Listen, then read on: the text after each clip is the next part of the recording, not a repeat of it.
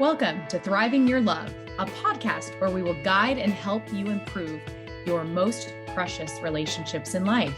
This podcast is produced and hosted by certified emotionally focused therapist Claudio Vargas Silva, licensed marriage and family therapist, and Trisha Kim Walsh, also licensed marriage and family therapist. Today, we're going to be talking about the importance of relationships. So it's a pleasure being with everyone. We have been dreaming about this podcast for a long time, and we are so happy to start it today. In this podcast, we are talking about how we as human beings are actually programmed for relationships. We were born to love, to have a special other person whom we feel very, very attached.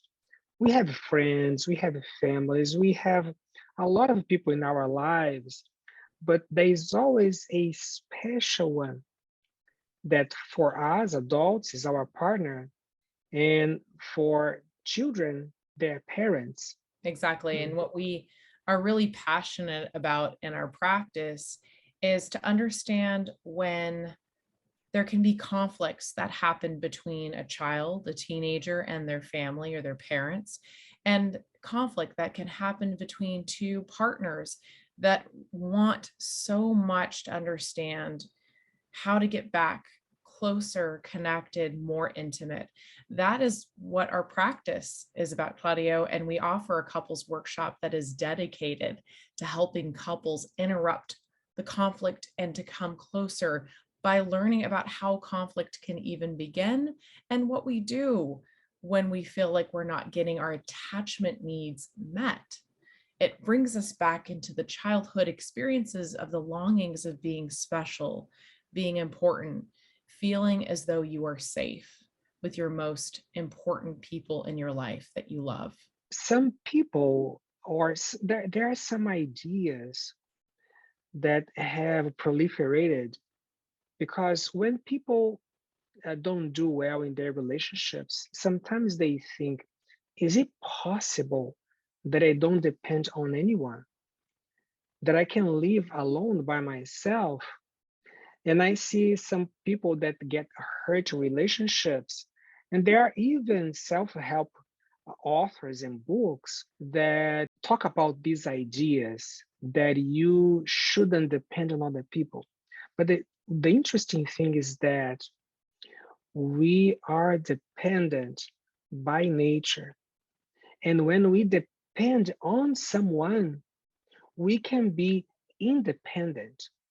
That's very interesting. And sometimes we used to call this interdependence.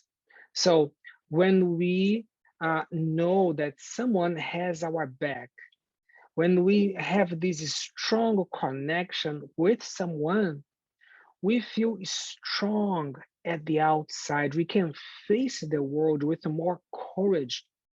And I was remembering now a study that they did. They put some people in front of a hill, and they asked them how steep was the hill. So some people were alone and some people were with someone very important to them. And for those people who are alone, they see the hill as being steeper, as kind of harder to go up. So our vision of the world changes depending on if we feel connected to someone or if we feel isolated. If we feel isolated, if we feel alone, everything seems harder and more difficult than when we are with someone.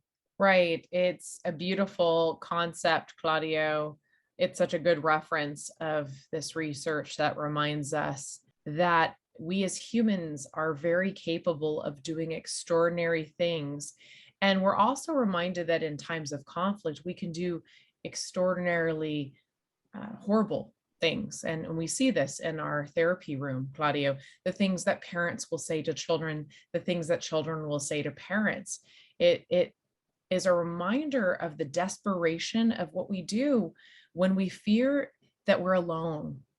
We fear we may be isolated because it is in our human nature and instincts is that we have a tribal mindset as we want to be connected to community, especially in times of this pandemic that we are still in. We have learned something very invaluable is that we need each other, that we cannot be able to survive without every single person on this planet having a part to support each other.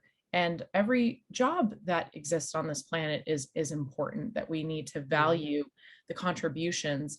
But it starts with understanding the relationship of child of baby to parent, and how when a child or a baby feels the connection from womb to chest to the playground, that they feel that no matter where they go, they're going to be okay with the support of a family base.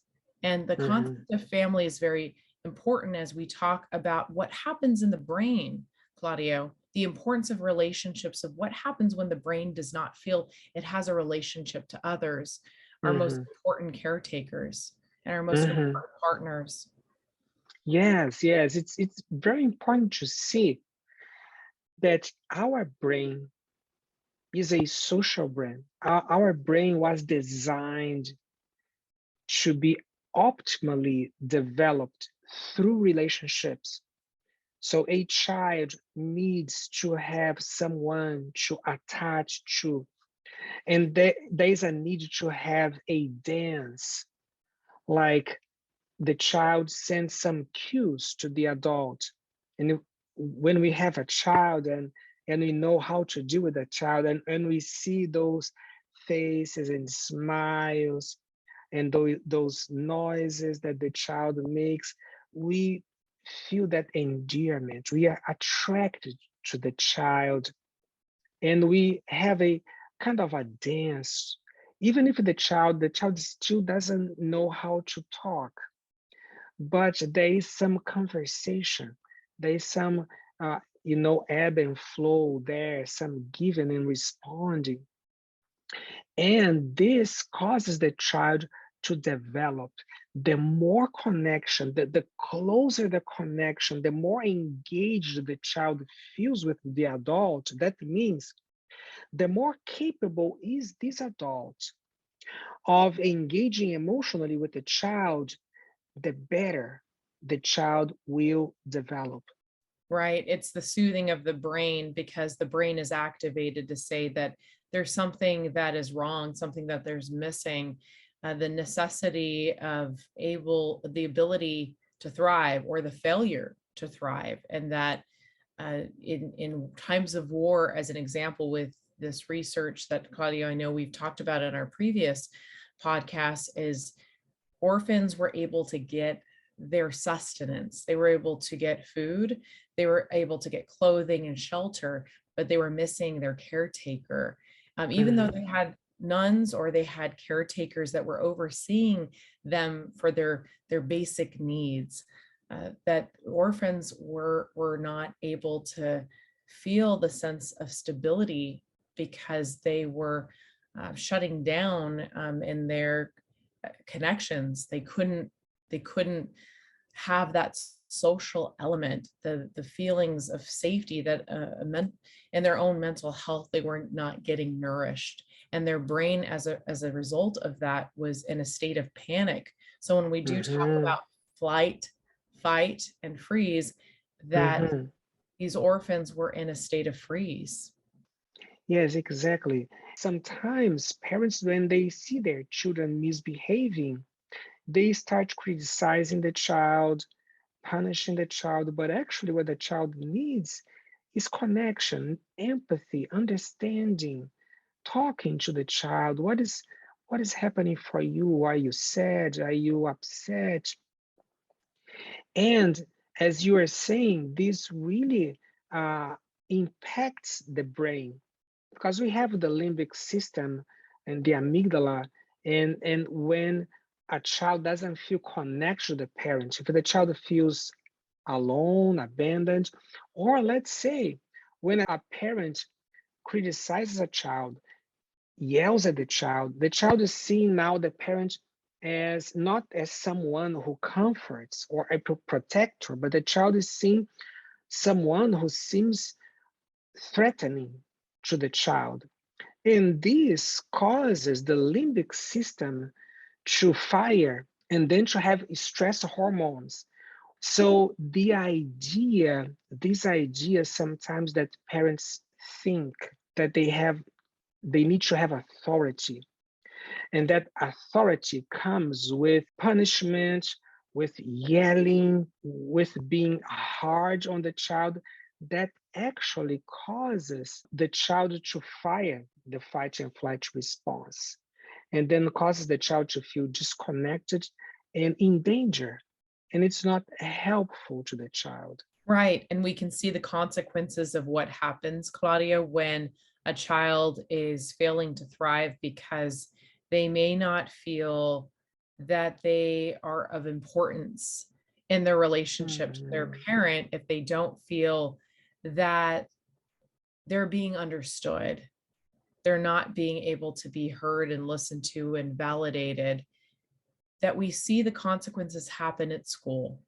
We see how it impacts their relationship to other children, other peers, Mhm. teachers, even the intentions of feeling a sense of control by bullying other children. So we see the ways that children try to find a way to reconcile the pain by acting out in behavioral problems. And we can Mhm. see that this feeling of helplessness, if they're not being listened to, then they force their presence on others. And that is something that in the therapy room, I've certainly seen with a wide range of children that I've worked with that have been bullied, that felt that not only were they Mhm. experiencing it at home at times where they didn't have a voice, that they sometimes would feel that they don't have a voice at school, that they don't have a voice with other kids because they don't know, they haven't learned the fundamentals of asking what they're needing or sharing Mhm. what they're needing or understanding their emotional needs. And that's something that we certainly do address in our therapy work. And the exciting part in the work we do is opening up a space where we can offer in groups and in workshops to help families, to help couples, so that they Mhm. have the tools to speak to their children so that they can Yeah. really listen and can be very present and what we would call a securely attached relationship. And this is something that I talk to parents because let's say that a child misbehaves at school. So a child kicks another child, fights with another child, and then the child gets in trouble with the principal. And then when it gets home, the parent is really mad at the child, and the parent scolds the child and punish the child. And it's so interesting because then I tell the parent, well, so your child comes at home and you're really angry at your child, and your child comes afraid already of talking to you, and maybe the child's gonna hide what happened or is gonna lie to you because the child is afraid of you. And you might say, well, you have to tell me what happened because if you don't tell me, that's gonna be worse. But if you are threatening already, the child is afraid of telling you because the child is afraid of your reaction, right? Because for the child, a parent means the world, right? The parent is someone really strong. If a parent really wants a child to open their heart, this parent needs to be safe to the child, to be understanding, for the child to open their heart. But when the parent yells at the child and scolds and criticizes and seems so full of anger, they are modeling to the child something that when the child feels also upset at someone, what they are gonna do. That's what they learned from their parents. That's the model. If you don't like what someone is doing, just be really angry at that person. Just scold and just criticize, just yell at that person. So, and but then parents ask me, but Claudio, if I don't do that, what am I gonna do? So what is hard for parents to see is that they can talk to their kids in a friendly way, a good conversation, Parents, for some reason, they think that to have authority, they need to seem really angry, but that's not, you know, what authority means. The more connected you are to the child, the more understanding you are to the child, the more influence you have on the child. And then it doesn't cause to fire the limbic system and the child is full of anxiety, of stress hormones that will prevent this child from being able to self-regulate and to be in situations that the child can deal with problems without going so easily to fight and flight. Right, right. It's a reminder that there is a sense of helplessness when you see your child acting in ways that you may be fearful of. I don't know what to do. I need these tools. I need these skills. I work with so many parents that tell me that they're repeating essentially what was taught to them, that coming from their own family of origin, from their own cultural upbringing, that this was just the way it was, that you should be seen, children should be seen and not heard. So I think, Claudio, calling out the reminders that there's a lot of messages that were sent from a long time ago. And some of those messages can be really beneficial. They're rituals, they're things to be celebrated, and some of them are very problematic and can be very difficult as I talk to parents and they're reminded they once were a child too. And there can be a lot of sense of sadness and their own grieving of wishing that they had the relationship with their parents and the longing that they want to have a closeness to do something different. Because for me, Claudio, I've never worked with a parent that didn't love their child, that didn't want to do everything they could, but in the ways that they were acting scary. That sometimes Mhm, I would even say in the room when I was working with the family is, are you noticing your voice? Are you noticing your facial expressions? And they would not. And then I would ask their child to share, what are you seeing? And they'd say, it looks like my mom, my dad is furious with me. And mm, mhm, they would just shut down and be quiet and disappear. And this would mhm, be the same way they disappeared in school, the same way mhm, they would disappear in their emotions, in the therapy sessions I had with them. And children do not want to disappear. Children want to be known. They want to know that they're important. They want to know that they have values and skills and talents. So Claudio, mhm, I know we're getting close to the end of our podcast today, but this mhm, call and this response of the power of the brain and the power of relationship is it starts at such a young age. It starts from the moment of get receiving life and coming into this mhm, world. Immediately a child needs to know that it's brought into the world and it can cling on to safety, cling on to their parents mhm, for mhm. safety. So I Yeah, think that's what we're speaking to about the importance of safety, the importance of knowing that you matter and your brain will signal when you don't feel safe. yeah, yeah. So the center of our message is a center in connection. In other words, if you wanna have your child to be well developed, to develop the brain optimally, you need to connect to your child, right? Your child needs to feel that you are really there to protect them. And this will really help the brain to develop optimally. Yes, Claudio, I would love for us in our next podcast to talk more deeply about these qualities and these skills because they are lifelong, transcending into romantic partnerships. So it's so Mhm. important to be reminded the very essence of a human relationship is based on these qualities, Yeah. from learning from your parent to becoming an adult and then choosing your own romantic relationship. This will all inform the way you thrive and have meaningful relationships to the people in Yeah. your life, the most precious people in your life. In other words, is having social intelligence or emotional intelligence. That is, we, as you said, this is what we most need to thrive in the world. Thank you so much for tuning in with us today. We hope you'll join us soon again for our next episode of Thriving Your Love.